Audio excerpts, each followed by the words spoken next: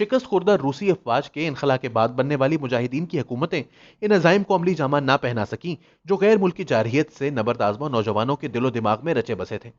ہماگیر مایوسی بڑھی تو مختلف جہادی تنظیموں سے وابستہ طلباء ملا عمر کی قیادت میں جمع ہوئے۔ قندھار میں پہلا باضابطہ اجلاس کرنے والے ان طلباء کی تعداد 50 کے لگ بھگ تھی۔ چمن کے قریب پاک افغان سرحد کی ایک اہم چوکی سپند بولدک سے شروع ہونے والی تحریک نے سب سے پہلے قندھار ایئرپورٹ اور پھر قندھار پر قبضہ جمایا۔ پھر یہ قافلہ پھیلتا اور آگے بڑھتا گیا۔ ستمبر 1996 میں طالبان نے کابل میں قدم رکھے اور یوں پورا افغانستان ان کے زیر نگین آ گیا۔ تب پاکستان میں پیپلز پارٹی کی حکومت تھی۔ پھر نگران انتظامیہ آ گئی۔ فروری 1997 میں نواز شریف کی وزارت عظمیٰ کا دوسرا دور شروع ہوا۔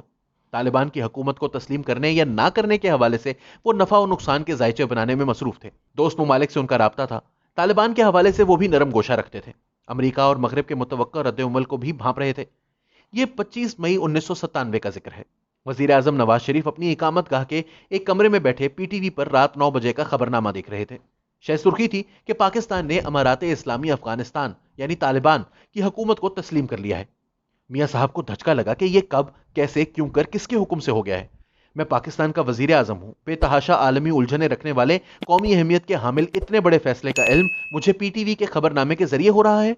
حیرت زدگی کی کیفیت میں انہوں نے مشاہد حسین سید سے رابطہ کیا۔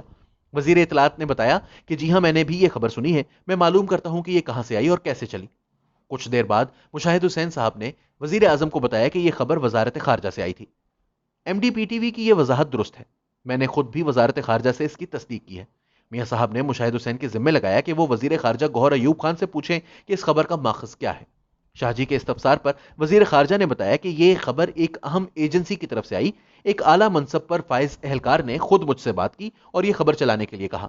وزیر اعظم کی برہمی مزید بڑھ گئی کہ وزیر خارجہ میری کابینہ کا رکن ہے اور جس ایجنسی کا نام لیا جا رہا ہے وہ بھی براہ راست میرے ماتحت ہے، پھر مجھ سے بالا بالا یہ سب کچھ کیسے ہو گیا؟ انہوں نے اپنے پرنسپل سیکرٹری انور زاہد سے کہا کہ وہ وزیر خارجہ سے مل کر تفصیلات پوچھیں۔ تفصیلات کیا آنا تھی؟ اس بات کی تصدیق ہو گئی جو مشاہد حسین سید پہلے بتا چکے تھے۔ ابھی نواز شریف کو دوسری بار وزارت عظمیٰ کا منصب سنبھالے بمشکل 3 ماہ ہوئے تھے۔ آغاز سفر میں ہی ملک کے منتخب چیف ایگزیکٹو کو اپنی حدوں میں رکھنے کی اس واردات نے میاں صاحب کو برہم کر دیا۔ Chief of the army staff general Jahangir کرامت سے بات کی گئی تو انہوں نے ذمہ داری متعلقہ ایجنسی پر ڈال دی۔ ایجنسی کے سربراہ سے پوچھا گیا تو ملبہ ماتحت کے سر ڈال دیا گیا۔ وزیر خارجہ سے وضاحت چاہی گئی تو اس نے وہی کہانی سنا دی۔ میاں صاحب نے اگلے ہی دن قریبی رفقا کا ایک مشاورتی اجلاس بلایا، ساری صورتحال ان کے سامنے رکھی، تقریباً وہی تمہید باندھی جو وزارت عظمیٰ کے ہر دور میں متعدد مواقع پر باندھتے رہے۔ انہوں نے فیصلہ سنایا کہ اس معاملے کی پوری چھان بین ہونی چاہیے، لیکن ایک بات اہم ہے کہ وزیر خارجہ کا رویہ ناقابل برداشت ہے۔ گوہر ایوب صاحب کو معلوم ہونا چاہیے تھا کہ ایسا کوئی باضابطہ فیصلہ نہیں ہوا تھا۔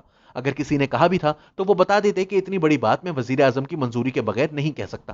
میاں صاحب نے کہا کہ اس کے بعد انہیں اپنے منصب پر رکھنے کا کوئی جواز نہیں رہا۔ شرکا کی اکثریت نے رائے دی کہ اس معاملے کا تعلق محض داخلی بد انتظامی، دفتر خارجہ کی نااہلی، کسی وزیر کی خودسری یا ادارہ جاتی کشمکش سے نہیں، اس کا تعلق امور خارجہ کی حساسیت سے ہے۔ پیغام یہ جائے گا کہ وزیر اعظم نواز شریف طالبان حکومت تسلیم کرنے کے خلاف تھے، لہٰذا انہوں نے وزیر خارجہ کو معزول کر دیا تو اس کا فوری اثر پاک افغان تعلقات پر پڑے گا۔ طالبان کے ساتھ کشیدگی پیدا ہو جائے گی، اپوزیشن کو بھی پروپیگنڈے کا موقع ہاتھ آ جائے گا، روایتی اسٹیبلشمنٹ کے ساتھ ایک نیا محاذ کھل جائے گا۔ سو ہمیشہ کی طرح اس بار بھی مصلحت غالب آ گئی۔ وقتی طور پر گوہر ایوب خان کے خلاف کارروائی ٹل گئی، لیکن کچھ عرصہ بعد انہیں وزارت خارجہ سے ہٹا کر پانی اور بجلی کی وزارت سونپ دی گئی۔ وزارت خارجہ سرتاج عزیز کے حصے میں آ گئی۔ ہماری بیاض سیاست کے کسی صفحے پر رقم یہ چھوٹی سی کہانی بس کہانی ہی رہے گی۔ یہ پس پردہ تھی تو بھی قوم کا کچھ زیاں نہیں ہو رہا تھا، اور اب منظر عام پر آ گئی ہے تو بھی کوئی بھونچال نہیں آئے گا۔ مٹی پاؤ کلچر کے سبب جہاں سکوت ڈھاکہ جیسا پہاڑ جتنا سانحہ گورستان ماضی میں گم ہو گیا ہے، وہاں اس نومولود انکشاف کی ننھی منی خبر کس کھاتے میں آتی ہے؟ تاہم ممکن ہے کہ اس کہانی سے کچھ سوالوں کی گنجلک گرہیں کھل سکیں، مثلا یہ کہ نواز شریف کی اسٹیبلشمنٹ سے کیوں نہیں بنتی؟ ہر بار اس کا جھگڑا کیوں ہو جاتا ہے؟ کیا تو تکار کا آغاز اس کی طرف سے ہوتا ہے یا پہلا تیر کسی اور کمی گاہ سے آتا ہے؟ وہ ریاست بالائے ریاست کا گلہ کیوں کرتا ہے؟ ممکن ہے اس سوال کا جواب تلاش کرنے میں بھی کچھ مدد مل سکے کہ وہ وزیر خارجہ تعینات کرنے کے بجائے وزارت خارجہ کا قلمدان اپنے پاس رکھنا کیوں پسند کرتا ہے۔